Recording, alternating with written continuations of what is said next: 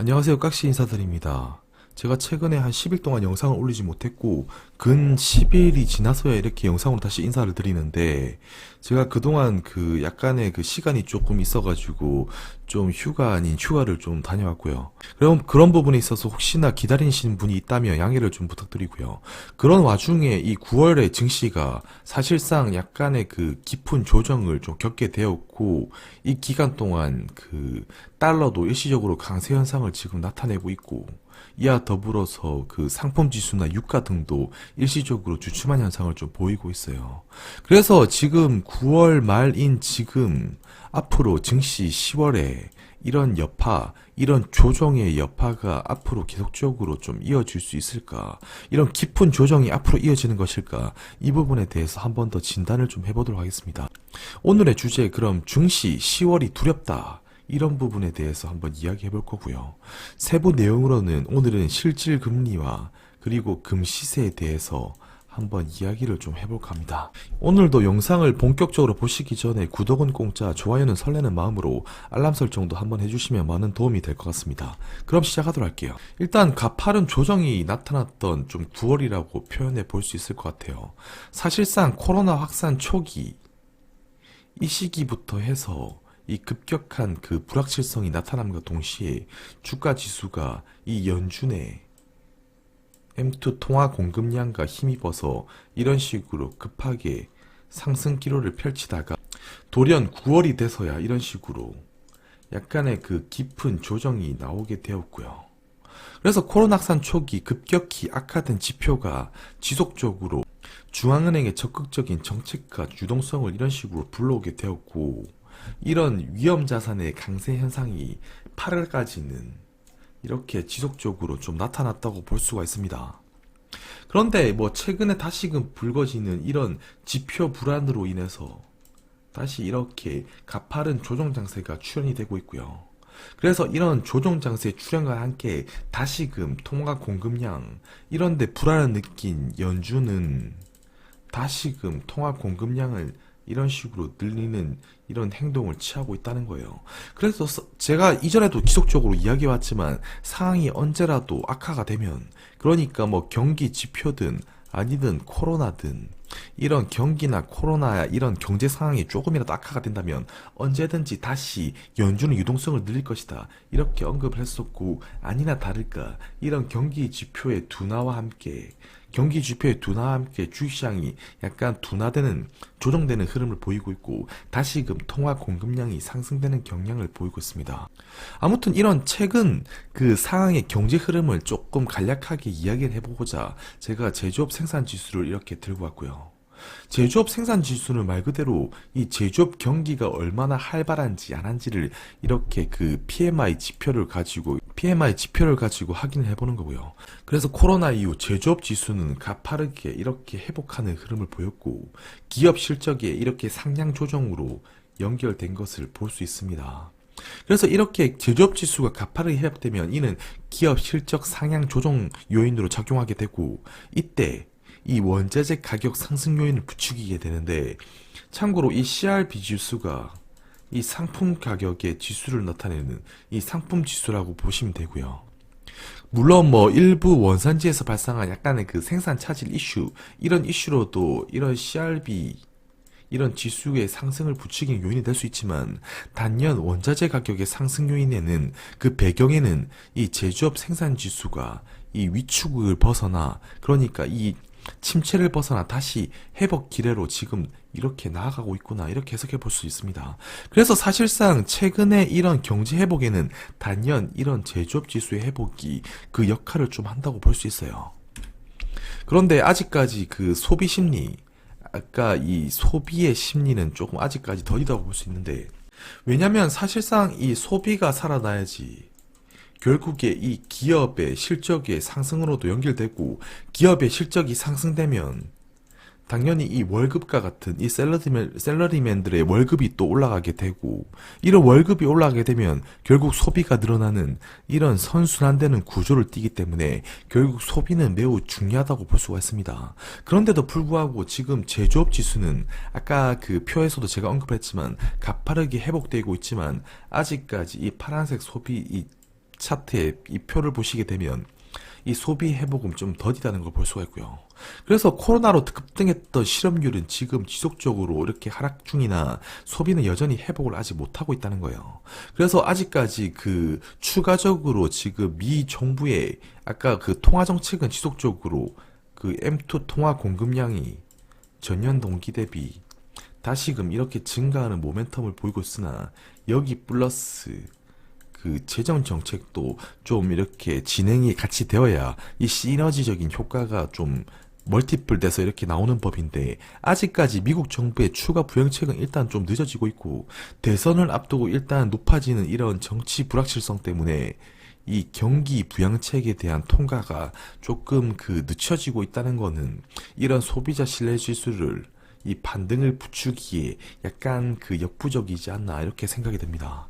아무튼 뭐 소비와 이 제조업 지수는 최근의 흐름이 어떻게 흘러오고 있는지 이 부분에 대해서 간략하게 좀 이야기를 드리는 거고요.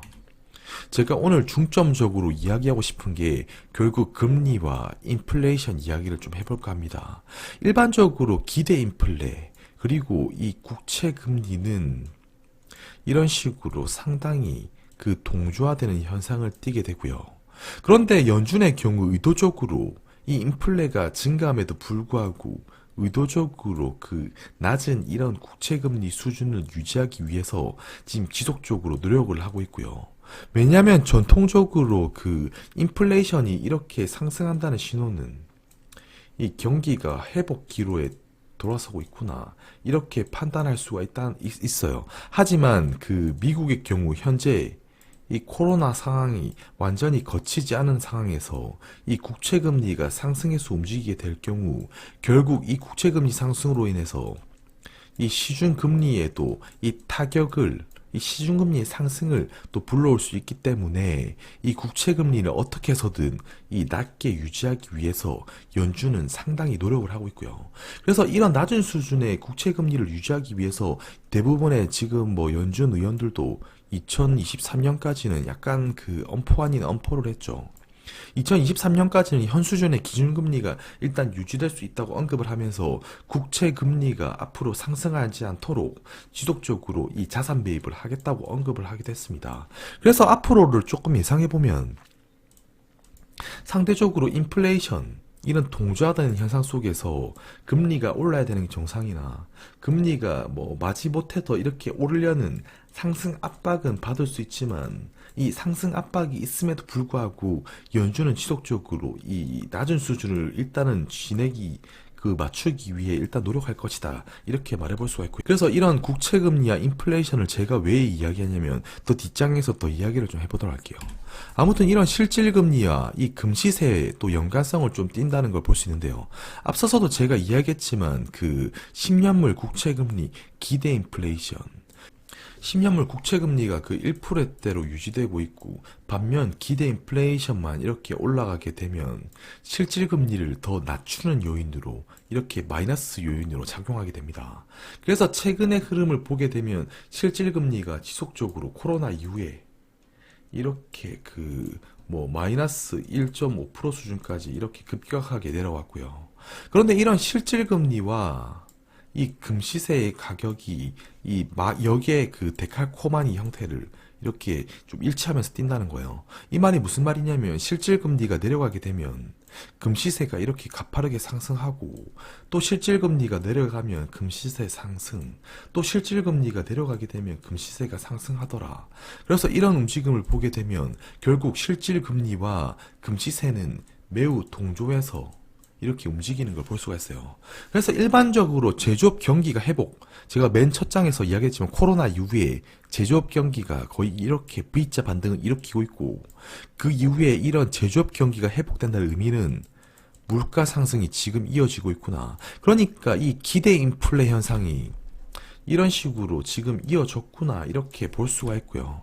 그런데 이런 기대 인플레 자극 현상이 됨에도 불구하고 아직까지 그 코로나 같은 이런 것 때문에 경기 불안이 상존한다고 지금의 상태를 좀 이야기해 볼 수 있을 것 같습니다. 그래서 지금의 경기 불안이 상존되고 코로나가 아직까지 좀 건재하게 남아있기 때문에 완화적인 통화 정책이 지속될 수밖에 없고 이는 지속적으로 그 앞서 이야기했지만 이 10년물의 미국 국채 금리를 지속적으로 안정화시키는 역할을 하게 된다는 거예요. 그래서 이런 지속적으로 국채 금리가 이 안정화되고 이렇게 스테블하게 움직이게 되면 상대적으로 그 경기 회복 국면이 물가 상승 국면에서 기대 인플레이션율은 이렇게 오를 수밖에 없고 실질 금리는 이렇게 낮아지는 현상을 계속적으로 볼 수밖에 없다는 거예요. 그래서 이 국채 금리 안정, 실질 금리가 재차 하락하게 되고 이는 금 가격과 연동해서 움직이는데 최근에 그 금 가격의 가파른 조정 현상, 이 조정 현상은 기대 인플레이션 심리가 좀 이렇게 그 위축되어 나타나게 되면서 일시적으로 국채 금리가 반대로 이렇게 좀 올랐고 이런 상황 속에서 실질 금리가 이렇게 오르게 되면서 나타난 이 강한 조정이라고 좀 볼 수가 있을 것 같아요. 근데 이는 일시적인 단기적인 조정에 저는 그칠 거 잘 생각이 되고요. 아무튼 앞서서 이야기했지만 실질 금리는 10년물 국채 금리 마이너스 기대 인플레이션율이다. 이게 결국에 그 약간의 그 스토리로 좀 풀어보게 되면 단기 지표, 그러니까 단기 뭐 경제 지표가 조금 불안되어 나타나게 되면 결국 연준은 이 달러 유동성을 찍어서 M2 통화 공급량, 이 머니 서플라이를 늘릴 수밖에 없다. 이 머니 서플라이를 늘리게 되면 결국에 이 자산 매입 효과가 있기 때문에 국채금리, 아까 말한 10년물 국채금리는 하락 안정화되는 역할을 하게 된다. 근데 국채금리는 하락 안정화되지만 결국 이 국채금리, 이 돈의 힘, 그러니까 달러의 힘으로 인해서 결국 인플레 자극을 일으킬 수밖에 없고 인플레 자극 현상이 나타나게 되면 지속적으로 그 10년물 국채금리는 상승 압력을 받을 수밖에 없다. 그런데 상승 압력을 받을 수밖에 없는데 그래서 10년물 국채금리 이런 식으로 상승 압력을 일단 받게 되면 실질금리를 올리는 역할을 하게 되는데 이게 가속화될수록 실질금리 상승이 가속화될수록 금융시장에 타격이 불가피하다는 거예요. 지금 약간 시중금리 약간 올랐다고 시장이 이렇게 위축되는 걸 보면 금리가 앞으로 시중금리가 더 올라가게 된다면 금융시장의 타격은 불가피하다는 게 어쩌면 좀 뻔한 기정사실인 것처럼 보이고요. 그래서 이 금융시장 실질금리 상승을 연준이 일단은 바라지는 않는다는 거고 국채금리 상승을 어떻게 해서든 제어하려고 노력할 것이고 이는 실질금리 하락을 유도시키는 역할로 지속적으로 작용할 수 있다는 거예요. 그럼과 동시에 국채금리는 약간 그 일정 수준으로 고정화시키고 뭐 추후에 약간 그 일드캡 거론까지 나올 수도 있고요. 일드캡을 해서라도 이 국채금리가 상승 압력이 튀어나오게 되면 일정 수준 이렇게 고정하게 될 것이고 이게 고정하게 되면 약간 그 홀딩식으로 고정되고 경기의 그 이 완화가 함께 그러니까 회복과 함께 기대 인플레이션들이 더 자극받게 되면 향후 실질 금리는 더 내려갈 수밖에 없는 이런 그 모멘텀으로 지속적으로 이어지는 역할을 하게 될 것이다. 이렇게 해석이 좀 되고요. 그래서 앞으로 약간의 그 인플레이션을 용인하는 쪽으로 연준을 좀 부추길 것이다. 이렇게 해석해 볼 수가 있을 것 같습니다. 그래서 인플레이션 가속을 결국 용인한다는 말은 이 말은 결국 인플레, 돈의 가치, 이 인플레는 결국 물가의 상승이라고 볼 수 있죠. 물가의 상승의 의미는 이 반대 의미로 이 화폐 가치의 하락을 의미할 수 있고요. 그래서 인플레이션 가속을 용인한다는 의미는 앞으로 다시금 강력한 달러 절하가 될 수 있다. 이런 의미로 좀 해석해 볼 수가 있는 거예요. 그래서 뭐 실질 금리, 기대 인플레이션, 그리고 10년물 국채 금리.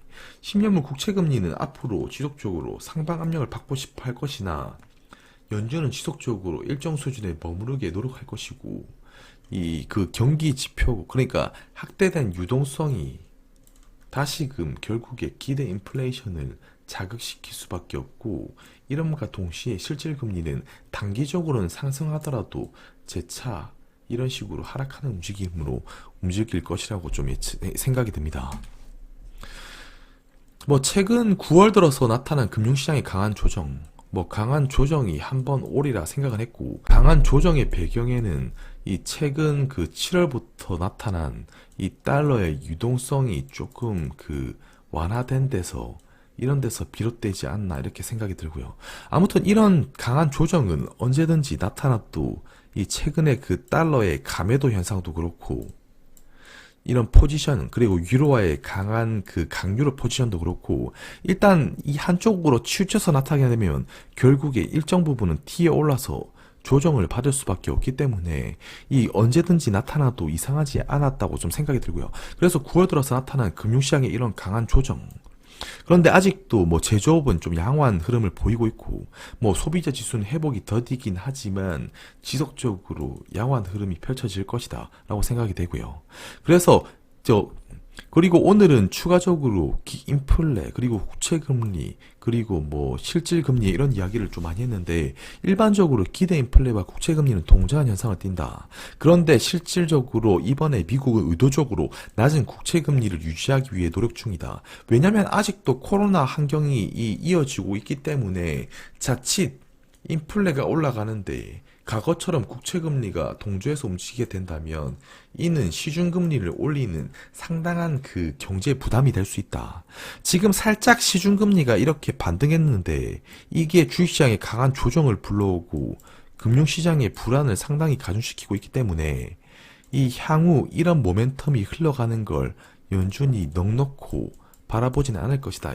그래서 일반적으로 제조업 경기가 회복되고 물가 상승이 됨에도 불구하고 약간 지금은 경기가 불안한 상존하는 국면이라 볼 수 있고 그래서 이런 불안한 국면 속에서 완화적인 통화정책이 지속, 국채금리 안정되는 흐름을 보여줄 것이고요. 그래서 실질금리가 재차 하락이 될 수 있고 이는 금가격과 연동되어 움직이기 때문에 이번 조정은 여전히 기회가 된다고 저는 생각을 합니다. 그래서 오늘 이 부분에 대해서 중점적으로 이야기를 했고 이런 지표 그리고 이런 부분이 왜 지금 이 조정의 빌미로 작용되었는지를 이야기를 중점적으로 했고요. 그래서 미국은 실질금리를 지속적으로 낮추고 싶어 하기 때문에 이와 반대말은 결국 인플레이션을 허용시킬 수밖에 없다는 말이 되고요. 그래서 인플레이션을 앞으로 허용시킬 것이라고 저는 생각이 들고 이런 관련 부분의 자산에 투자를 해야 한다고 생각이 됩니다.